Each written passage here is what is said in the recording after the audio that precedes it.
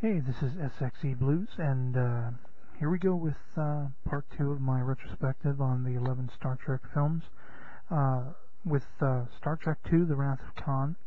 I hope you enjoyed my first one, and I hope you will enjoy this one too. These are just some of my favorite moments of the movie, and what is arguably the best Star Trek film. I don't think it's arguably. I think it's pretty much hands down the best of all of them.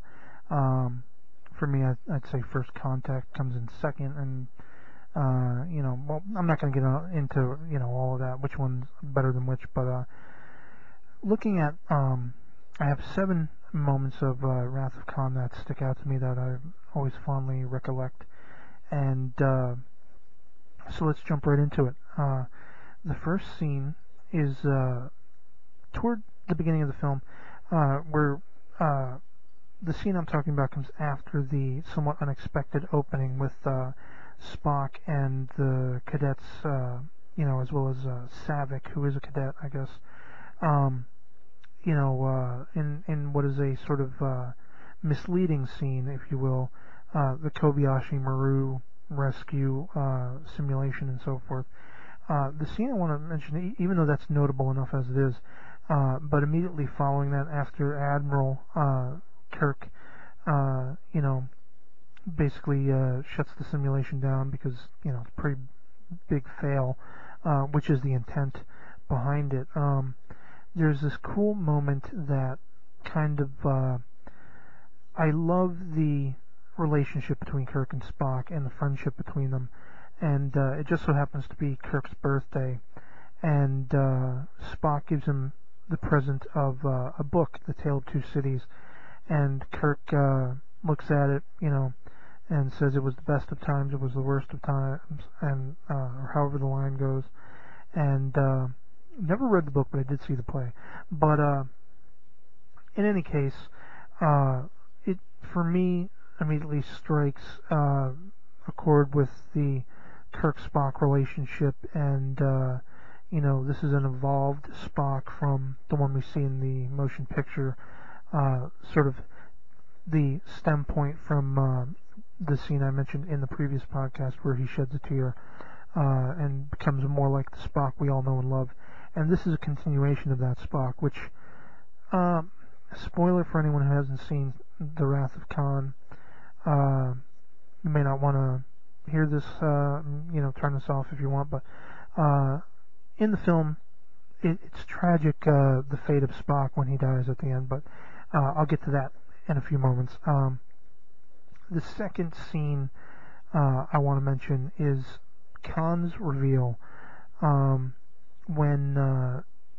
Chekhov and Captain Terrell are, I don't remember which number it is, 5 or 6, but they're orbiting one of the Ceti Alpha planets, and turns out that they are not expecting anyone to be down there, but they get a reading of a life sign, and they're scouting locations for the Genesis project.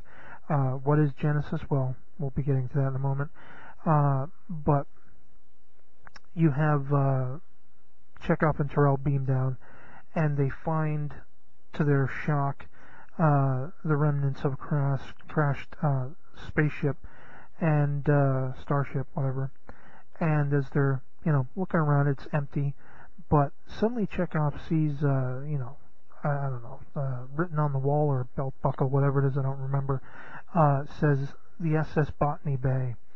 And so for the Trekkies and Star Trek fans who were familiar with the original series, and for those who are unfamiliar, I'll explain. The Botany Bay was the sleeper ship where Khan and his,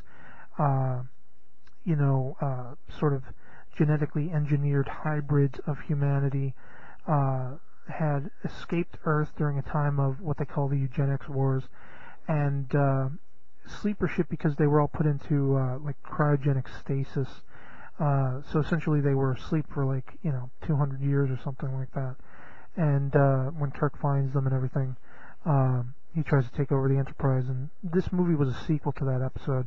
But Ricardo Montalban reprises his role in what was probably his most memorable and longest lasting, and for very good reason, big screen moment as Khan Noonien Singh, who with his fellow, you know, genetically engineered people, are surviving on this planet. And they, of course, there's the old argument about, well, Chekhov wasn't in the series yet. How could he know? How could he recognize Khan and the Botany Bay and everything? Two things I'll offer to that. It's possible Kirk and crew, told him about it, and he looked it up. But then there's what Khan says, I never forget a face, or something to that effect. And go pick up, I don't remember what the book is called. There's a Star Trek book about Khan and his time after being stranded on whatever Ceti Alpha planet this was. And when, I think the prologue, he's sent off the Enterprise, we find out that a young ensign who's newly aboard the Enterprise is the last person to see Khan after he's beamed down to the planet, or shuttled down to the planet. Ends up being Chekhov. So there's an immediate threat that Khan, who's had many years to stew and be angry because his wife died, and they went through a lot of things. So when he comes walking in, he immediately dominates the scene, and is just very expressive and very borderline psychotic, and just fantastic. The performance of Montalban in this film, is just tremendous. The third scene I want to mention, getting back to the reference of what is Genesis.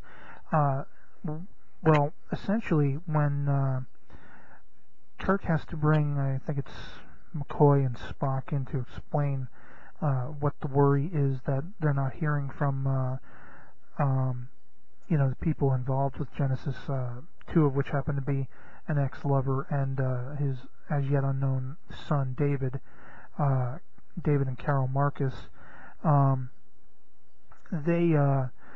He brings them into his quarters and shows them a top secret file about what Project Genesis is.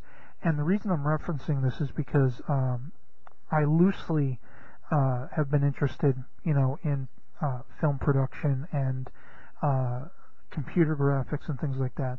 And so there's this great segment of showing what the Genesis project, the Genesis wave, essentially is. And it's all CG animated, early by today's standards, and sort of basic, but for the time, really cool CGI, showing that, you send a missile to a dead, barren, lifeless rock of a moon, and, within hours or days, whatever it is, it suddenly creates life and creates an overabundance of water and foliage and potentially animal life and things like that, creating a world. And I just really think the CGI looks unique and cool, and always stood out to me as notable. So the next scene I'm going to reference is when Khan has control of the USS Reliant, and Kirk and crew are, they trying to communicate with the ship, and they're getting nothing in return. And Spock says, they either can't or will not reply. And Khan he has this funny line where he's like, "Yes, we are all just one big happy Federation family," or something to that effect, and totally blindsides Kirk and the Enterprise by firing phasers, and essentially pretty immediately and effectively crippling the Enterprise. And then, just the tension that ramps up in that scene is why it stands out to me. Somewhat after that, when Kirk and McCoy, as well as Savick, David and Carol Marcus, are seemingly stranded down on the planet that the first Genesis testing had been done in underground caves. When Kirk set up this code for the Enterprise to leave, and turned out that he had ulterior motives. but it's the infamous scene. And if you're seeing you're watching this video, you're seeing the image. I don't really need to build it up, but it's that infamous moment, parodied the world over. Khan! I even have the action figure, which is ridiculous, but it just shows you, Kirk has finally realized the weight of the situation, and it's gotten to his less than better self deep down inside. But the second to last scene I'm going to mention is once they are back aboard the Enterprise, there's this sort of chess game in space that's unfolding, a game of one-upsmanship between Kirk and Khan on the Enterprise and Reliance, respectively.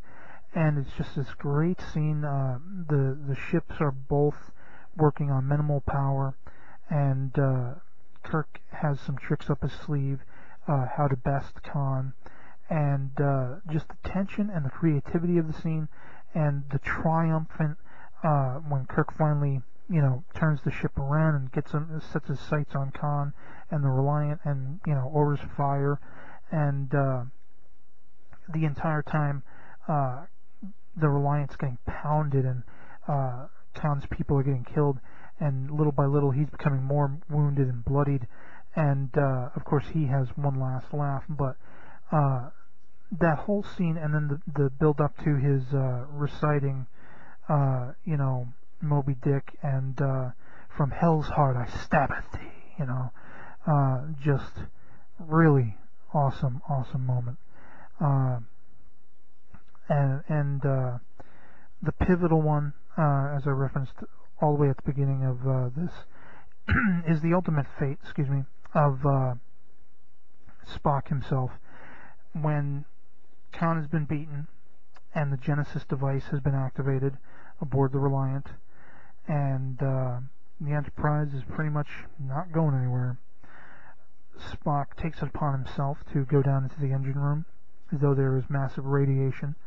He's attempted to be stopped by McCoy, who he then places his hand in a Vulcan pressure point mixture on McCoy's face and says, "Remember," and then he charges off into the closed-off engineering section, and basically this weakens and kills him. What we don't know at that time, because we saw him die at the beginning, for people of the time who saw the movie for the first time, the impression was, there were rumors, I guess, that Spock was going to die, and they faked everyone out with the death at the beginning, but all too ultimately, at the end, he sacrifices himself, and there's this beautiful scene where Kirk and Spock, he says, "I have been and always will be your friend," and the funeral procession that happens immediately following. I'll admit it, you can get misty-eyed watching that when you think of the loss and the evolution of how we live, and when we have to cope with loss, or going in separate directions, whatever. It all touches on those kind of emotions, and so yeah, that's the probably the most notable scene from the whole movie. Is that's what it's known for, the one where Spock dies. So this will wrap up my retrospective for Star Trek II: The Wrath of Khan, and coming soon will be Star Trek III: The Search for Spock. So stay tuned. Peace.